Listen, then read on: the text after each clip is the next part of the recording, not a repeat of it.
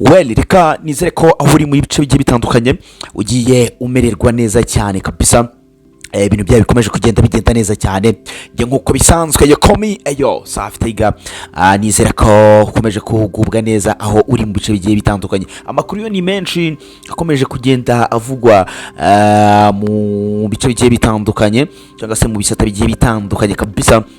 Muri showbiz ho amakuru yo ni menshi, muri politike ni menshi, ariko ingingo tugiye kuba twaza tuganiraho turaza kuza turebere hamwe cyangwa tuganire kuri Gatanya.Jose Chameleon, aho Jose Chameleon yamaze kwemerera umugore we Gatanya nyuma y'uko umugore we yasabaga ko bamuha Gatanya ndetse bakamuha no ku mitungo imwe batunze kugira ngo abashe kuba yakita ku bana ndetse cyangwa se ku bana babyaranye na Jose Chameleon. Hanyuma Yago yamaze kuba yashwishwiriza abifuza ko yaza mu kiganiro 1-on-1 cya Ndahiro Taikun. Ibi ni muri live aho yabashije kuba yakesha neza bati njyewe ntabwo bishoboka ko njye naza muri izo boro z'uyu mujene Ndahiro, ati wapi kabisa 1-on-1 ntabwo nshobora kuba nayigaruka. Turaza kuba twabigarukaho, turaza kuzana none turebere hamwe aho ikibazo cya Sam Karenzi na supermanager na Lorenzo hamaze kwiyunga mundi. Uraza kwibaza nti ninde wamaze kwingo? Ni witwa Taifa nawe yamaze kuba yakiyunga muri zino bifu. Hanyuma mu yandi makuru turaza kubwira ko DJ Brian yamaze kuba yaca bugufi agasaba imbabazi ababonye video arimo aratukana bikomeye cyane, ari nako tuza tukagukubitira mu gihugu cya Uganda, aho Uganda yamaze kuba yatahwa uruganda rukora imodoka zitwara abagenzi. Ni imodoka nini zitwara abagenzi. Igihugu cya Uganda kikaba cyamaze kuba cyanonshinga. Hanyuma mu yandi makuru uwitwa Bruno K cyangwa Kigundu Bruno yaragize ibyo avuga ku banyarwanda nyuma y'uko avuye mu Rwanda no gushyingura Gogo. Hanyuma Gogo rest in peace. Hanyuma mu yandi makuru yo ni menshi turaza kuza tugenda dushonaho gake. Hanyuma nk'uko nabikubwiye reka duhere ku nkuru yacu ya mbere. Dr. Jose Chameleon uyu ni muri famille ya Mayanja. Ibyo ni ibintu muzi birazwi cyane. Uyu ni umuryango w'amabara, kuko mu minsi yashize hamenyekanye cyangwa se hagiye hanze inkuru ya murumuna we Wizo, aho yagaragaraga atabaza Jose Chameleon yamubwira ati murabona ibyo ndimo ndacamo, ndabasaba ko uno mugore w'umunyarwanda mwamunsubiriza iwabo. Ni ukuvuga ngo nyuma y'uko avuze ibi ngibi bro, nawe yaramaze iminsi atorohewe, aho umugore we babyaranye abana bagera muri bangahe yaramaze iminsi asaba inkiko ko zabafasha zikabaha Gatanya bakaba batandukana, ariko nanone akamuha ku mitungo. Jose Chameleon Gatanya arayemera, ariko ntabwo yemera kuba yagira imitungo aha umugore. Ni umugore babyaranye bafitanye abana bagera muri 5 j'espère. None iyi Gatanya imaze iki? Nimba koko umugabo yemera ko agomba guha umugore Gatanya, ariko akaba atemera ko agomba kumuha ku mitungo izamufasha kurera abana babyaranye kandi batakibana, what is going on? Turibaza ntibiragana, kuko you can't hold up a family nta bundi bufasha. Kuko même si umugore avuga ko Jose Chameleon nta kintu amufasha mu kurera abana, umva ko cyari ikibazo, it's a question mark. Ariko ndizera nashidikanya ko inkiko nizibyicaramo neza, niba koko Jose Chameleon yamaze gutangaza ko yemera Gatanya, inkiko zizagira gutya zirebere hamwe inyungu z'abana kurusha inyungu za Chameleon n'inyungu z'umugore. Kuko Jose Chameleon aravuga ati ngewe imitungo yanjye irimo inzu n'ibibanza n'iby'umuryango, kandi abana banjye nzabisigira abana banjye nimara kuba ntakiriho. Ati kandi njye ntabwo natanga ibintu byanjye nkiriho, ati kuko ibintu byanjye ni iby'umuryango. None umuryango uzabaho gute mu gihe udashaka kubaha ibyo umugore agomba kwifashisha kugira ngo abo bana bakomeze babeho? Ni ikibazo wibaza, nanjye ni ikibazo nibaza. Hanyuma uwitwa Yago yamaze kuba yashwishwiriza abantu bifuza ko bamubona muri one on one ya Ndahiro Taikun. Ngira ngo Ndahiro Taikun yigeze kugiraho igihe yibasira Yago bikomeye cyane. Hanyuma muri live Yago yavuze ko nta mustari cyangwa se nta n'umuntu n'umwe bari bafitanye ikibazo batariyunga.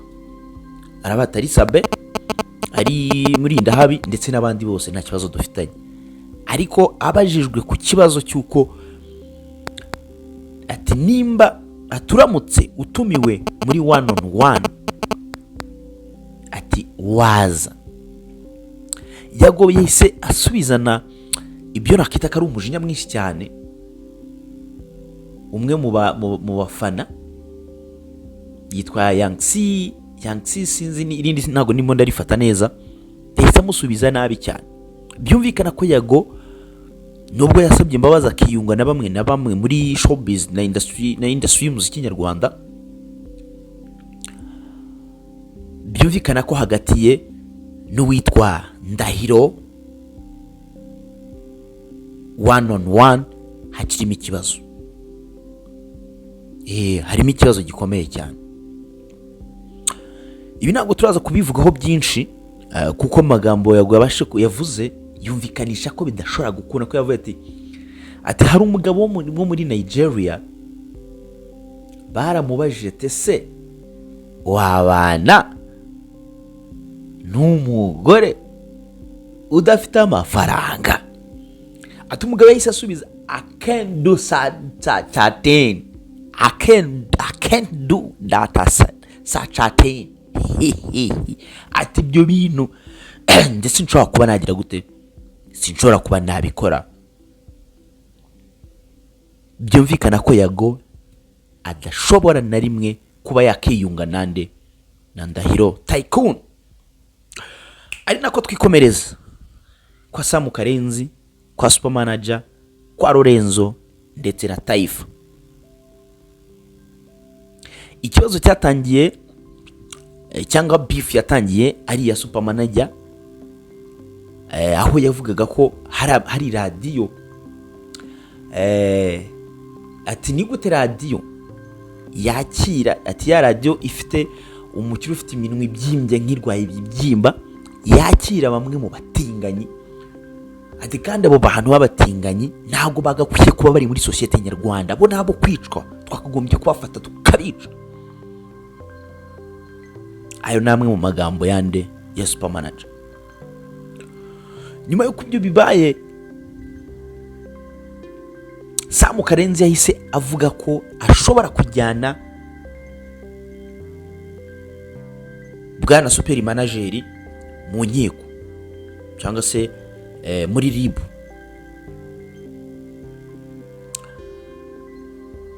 Hanyuma Super Manager ahita bati ngewe ariko nta muntu nigeze mentioninga, ati ahubwo ni kwa kundi umunyabyaha agira ibyo yishinza. Ari nako yavuga ati uwo Lorenzo ntumutinganyi, ati yakagombye kukicwa ahubwo akava mu bantu, ko abantu b'abatinganyi ntabwo ari abantu bo kugira gute bo kuba muri societe. Intambara ibirarose rero.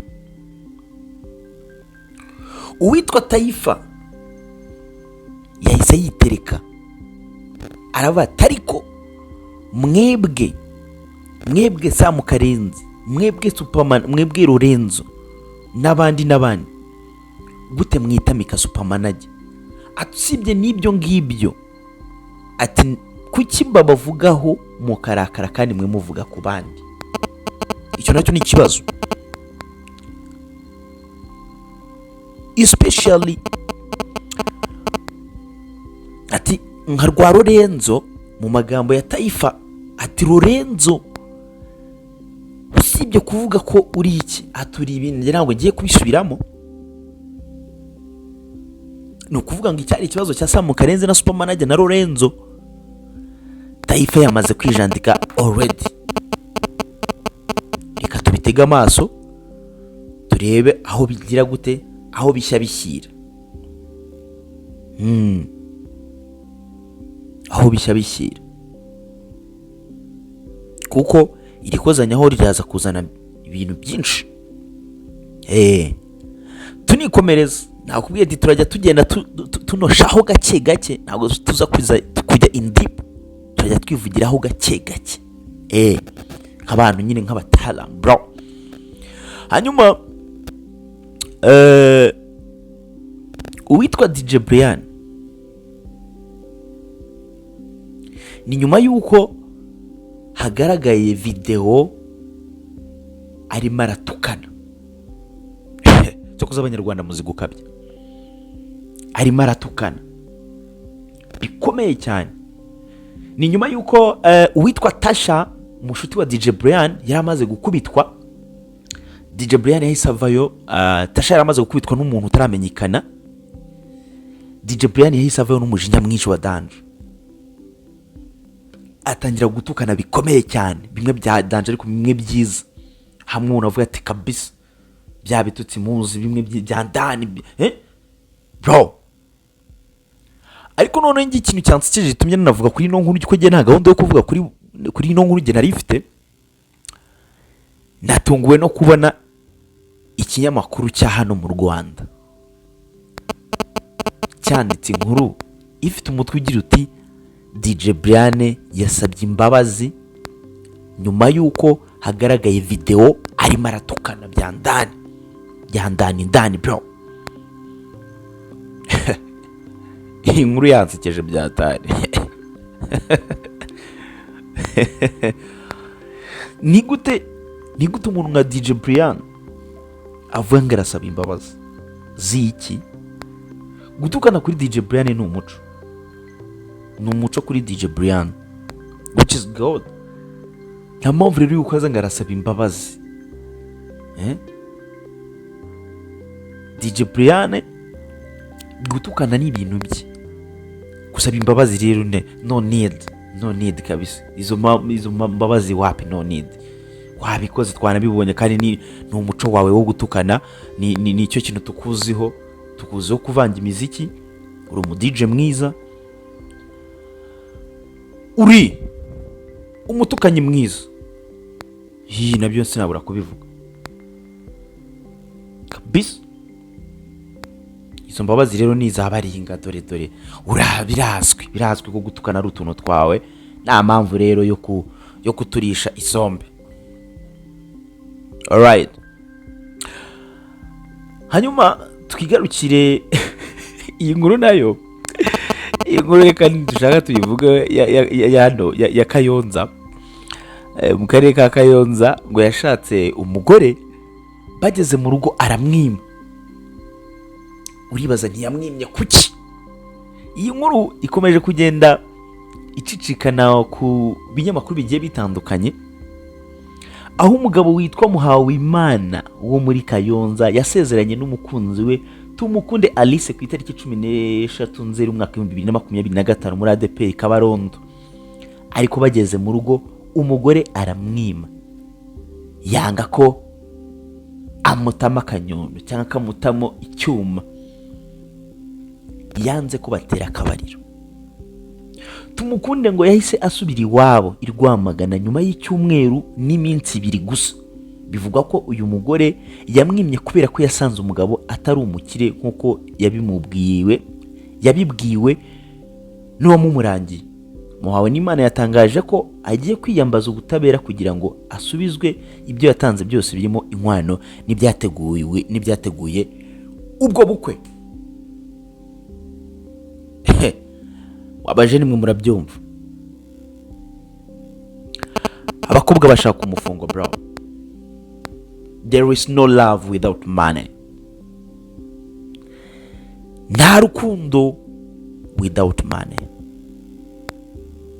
with no money nothing can be possible. With no money nothing can be possible. Nta mafaranga nta buzima, no mula no life. Nta mafaranga nta buzima, no money no life. Nothing can be better. Nothing can be better when you don't have money. Yo, nuko byaje kugenda. Rero mwabajene mwe ntimukirarire ku byana by'abandi ngo mubereke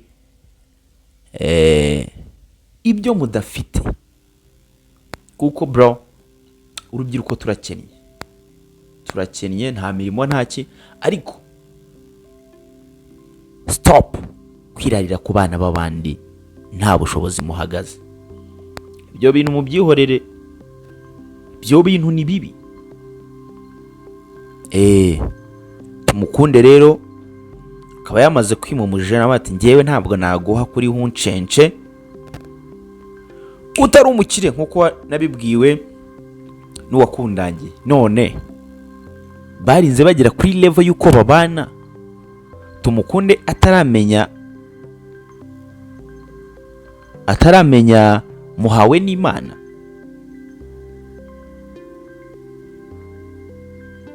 Ubujiji bubi cyane. Niba koko abantu bagera kuri level yuko bagomba kubana bakajya bagakora umurenge, bakajya mu rusengero, bagashyingirwa, umugore ataramenya umugabo, that is a stupidness. Ni ubujiji bw'umugore. Niyo mpamvu habaho guteretana kugira ngo ubashe kwiga. Yes, ntabwo ushobora kwiga umuntu ngo umumenye, ariko ugire bimwe umumenyaho. Kumenya yes ako kazi akora, kumenya umuryango we n'ibindi, kuko ibyo byose nibyo bishobora gutera bino bibazo.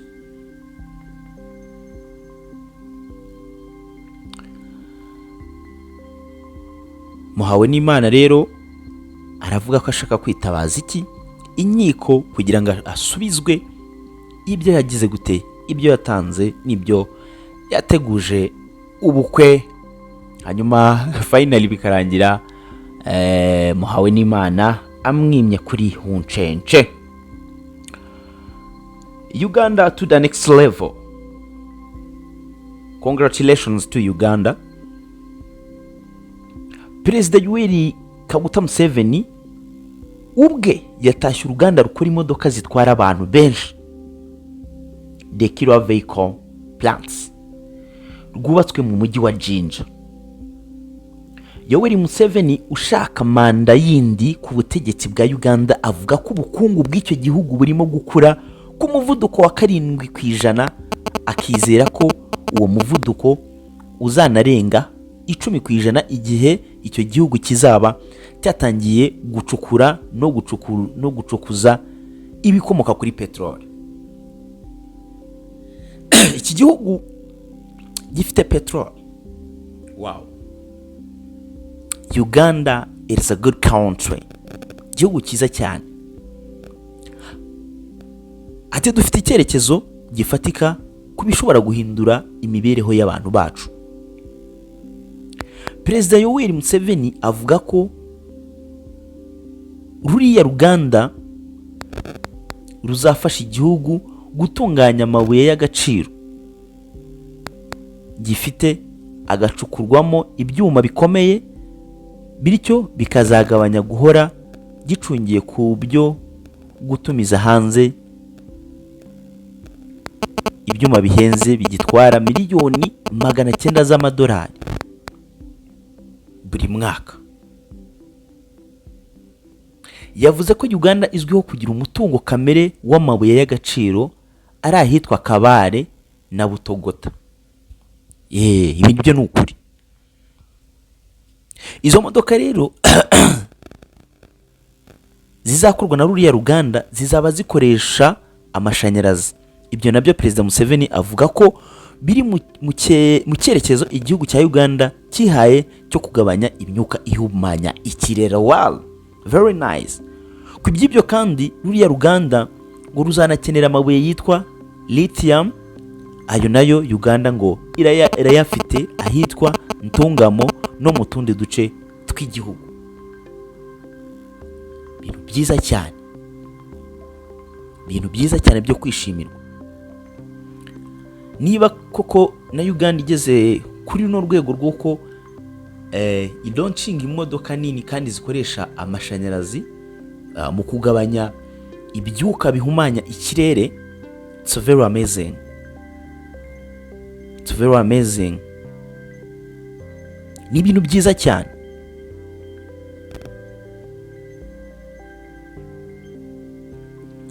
Perezida Yoweri Museveni ubwo yatashye uruganda rukora imodoka zitwara abantu benshi, The Killer Vehicle Plant, rwubatse mu mujyi wa Jinja. Yoweri Museveni ushaka manda yindi ku butegetsi bwa Uganda avuga ko ubukungu bw'icyo gihugu burimo gukura ku muvuduko wa 7%, akizera ko uwo muvuduko uzanarenga 10% igihe icyo gihugu kizaba cyatangiye gucukura no gucukuruza ibikomoka kuri peteroli. Ati dufite icyerekezo gifatika ku bishobora guhindura imibereho y'abantu bacu. Perezida Yoweri Museveni avuga ko ruriya ruganda ruzafasha igihugu gutunganya amabuye y'agaciro gifite, agacukurwamo ibyuma bikomeye, bityo bikazagabanya guhora gicungiye ku byo gutumiza hanze ibyuma bihenze bigitwara miliyoni 900 z'amadolari buri mwaka. Aya ni amafaranga menshi cyane. Yavuze ko kandi Uganda izwiho kugira umutungo kamere w'amabuye y'agaciro ahitwa Kabale na Butogota. Aho arahari, ndabizi neza ko nanjye na hantu nageze, aho bita Kabale na Butogota arahari. Hanyuma izi modoka zizakorwa na ruriya ruganda zizaba zikoresha amashanyarazi. Ibyo nabyo Perezida Museveni avuga ko biri mu cyerekezo igihugu cya Uganda kihaye cyo kugabanya imyuka ihumanya ikirere. Ku bw'ibyo kandi ruriya ruganda ngo ruzakenera amabuye yitwa lithium, ayo nayo ngo Uganda ikaba yifitiye ku bwinshi ahitwa Ntungamo.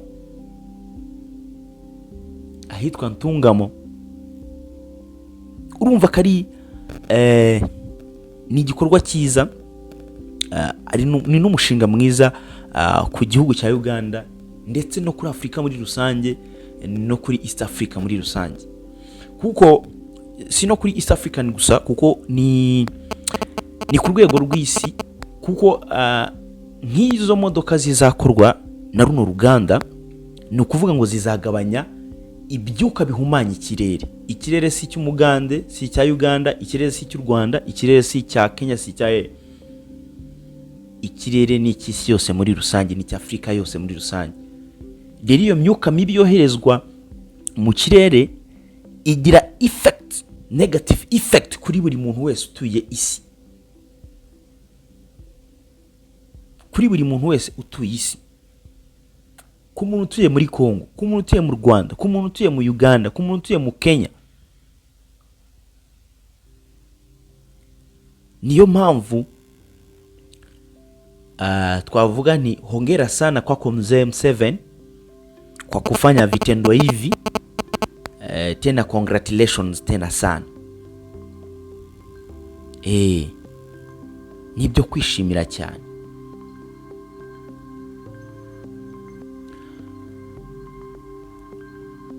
Reka nse no gusezerera aha ngaha kugira ngo twomeze n'izindi gahunda.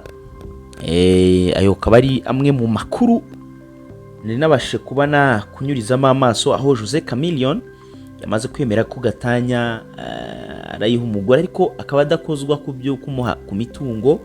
Yago.Uganda yashwishwirije abashaka ko yazagaragara muri 1-on-1 kuva kwa Ndahiro. Nyuma ibya Samu Karenzi supermanager na Lorenzo Taifa yamaze kuba yabyijandika. Nyuma Uganda ikaba yarangije kuba yalauncinga umushinga wo gukora imodoka, ntago ari ukuziteranyiriza, ni uwo gukora imodoka nini zitwara abagenzi. Indi nkuru twagarutseho ni ya DJ Brian wijanditse asaba imbabazi nyuma yuko hagiye video arimo aratukana bikomeye cyane. Hanyuma nanone twagarutse ku nkuru y'Ikayonza aho yashatse umugore bageze mu rugo akamwima akanga ko batera akabariro. Ngayo nguko ko bikomeje bigenda muri ino mihanda, ikankomeza kwifuriza komeza kugira ibihe byiza cyane kabisa. Hanyuma wowe utarakora subscribe bro, kora subscribe, like na share kugira ngo tujye tubasha kubana mu biganiro byinshi bigiye bitandukanye. Hanyuma wowe uri mu gihugu cy'u Rwanda reka ngushimire, wowe uri mu gihugu cy'u Bugande, wowe uri mu Burundi cyangwa wowe uri mu zindi nce zigiye zitandukanye ziri ku isi, wowe uri Canada, nshimire inshuti zanjye ziri mu gihugu cya Canada zikomeza kuma ongera sana, ari abari Dubai ewana kabisa, asante mbanagiye mbibona, reka bashimire cyane kabisa byimaze yo mbikuye ku mutima. Njye nkuko bisanzwe you call me eyo Safitaiga, ngusaba gukora subscribe, like na share, comment, ukibuka no gukanda kunzogera kugira ngo tujye tubasha kubana time kwa time. So reka mwifuza kumeza kugira ibihe byiza cyane, Imana ikurinde.